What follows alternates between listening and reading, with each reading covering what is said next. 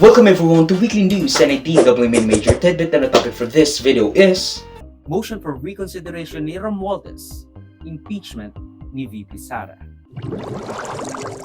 The Supreme Court is a co-equal branch of government.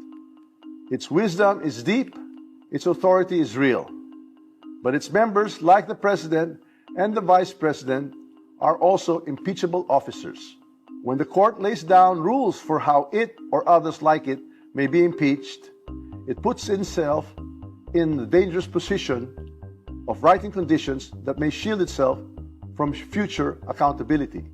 Naghain si House Speaker Martin Romualdes ng motion for reconsideration as the House of Representatives sa Supreme Court regarding their recent decision patungkol kay Sara Duterte.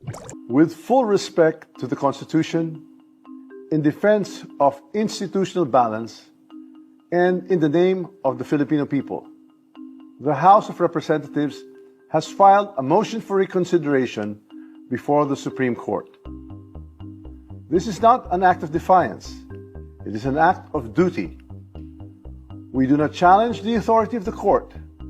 We seek only to preserve the rightful role of the House, the voice of the people, in the process of accountability. Nang ibaba ni Supreme Court Justice Leonen ang 97-page unanimous decision to declare void ab initio or void from the very beginning ang pang-apat na impeachment complaint laban kay Vice President Sara Duterte, they had laid down multiple reasons to justify their case. Una, the impeachment is a constitutional and therefore a legal proceeding with political characteristics. Na porque sui generis or not generic/unique ang isang bagay does not convert it into a purely political process. Dahil again, sinasabi nila, it is a constitutional and legal proceeding na kailangan ng due process with political characteristics, not wholly political. Hindi lang siya political na legal matter. The impeachment process is primarily a legal and constitutional procedure, but with political characteristics.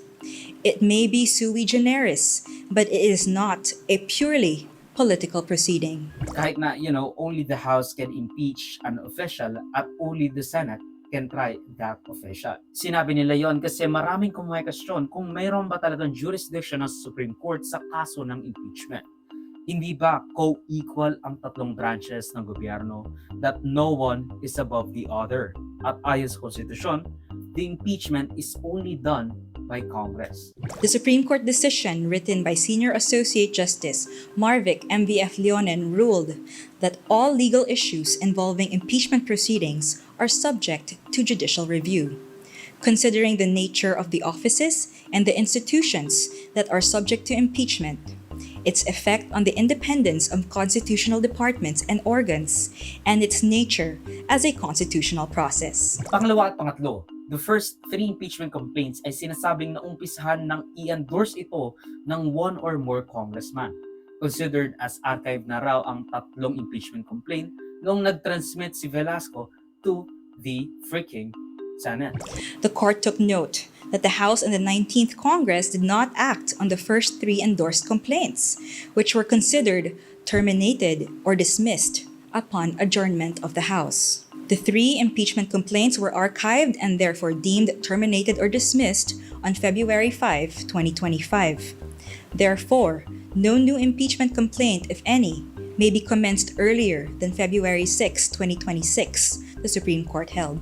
Kumbaga sinasabi ng Korte Suprema, yung unang tatlo, kahit na hindi pa siya na-refer to the Committee on Justice na sa House of Representatives at inuna nilang i-transfer or i-transmit ang fourth impeachment complaint na nilagdaan ng 215 congressman, mapupunta agad sa archive yung unang tatlong impeachment complaint na na-endorse na ng mga congressman.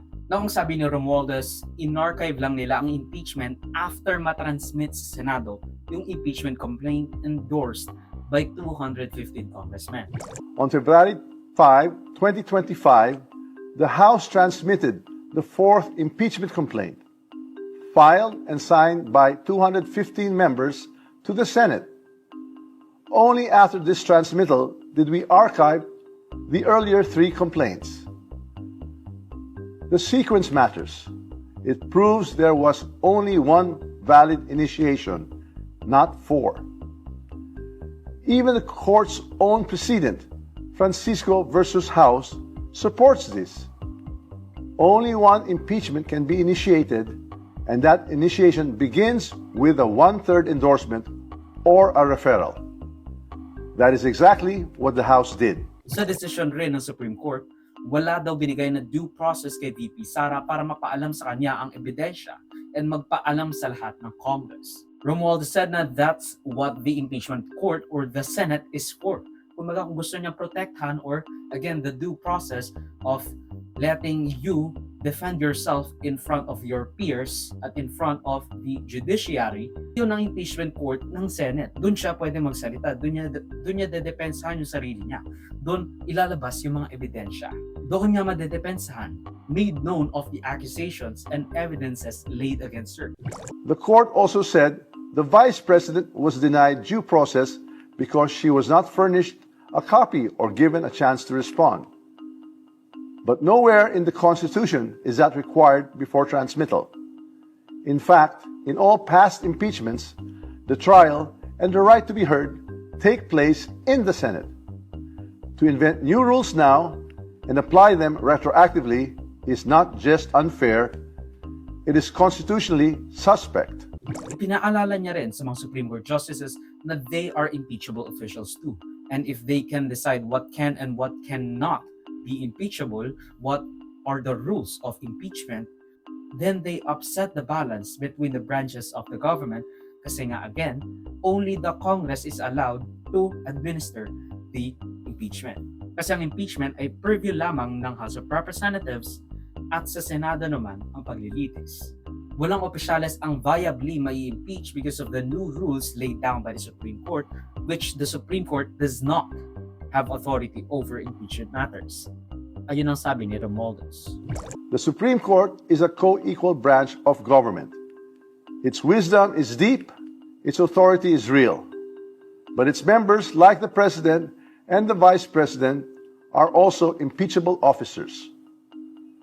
When the court lays down rules for how it or others like it may be impeached, it puts itself in the dangerous position of writing conditions that may shield itself from future accountability. Hindi natin alam if ever mare-reverse ang unanimous decision na ito. Malaking sampal siya sa Supreme Court because, they just delivered that unanimous decision. Kung isipin natin, should the Congress even think of what the Supreme Court has said?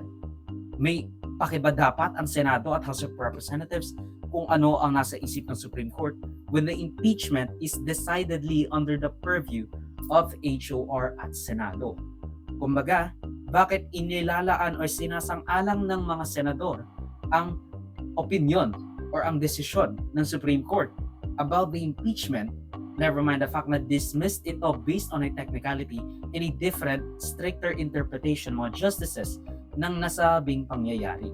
Never mind the fact na sui generis ito, that it is unique, that it is not generic. Kumbaga, if this is sui generis in nature and circumstance, maybe hindi naman dapat natin ilagay yung sui generis sa isang sui generis essence rule. Kumbaga, should it really be bound by anything ordinary which can make its sui generis essence unavailable for most? Kasi again, pinahirapan mo with that due process thing. Mayroon naman talagang due process. Ang video clip na ito ay galing sa aking series ng News sa Worthy Recap. Check the entire videos for the complete weekly news recap and subscribe to the channel to be kept up to date sa mga local at global news na I'll make sure will be interesting to you. Particularly you, whatever your name is. Hindi ko alam, sorry. Salamat sa panonood mga ka-farmy. Like, subscribe, follow me like sa socials and avoid Joseph that will be linked down below. So susunod, of course, paalam.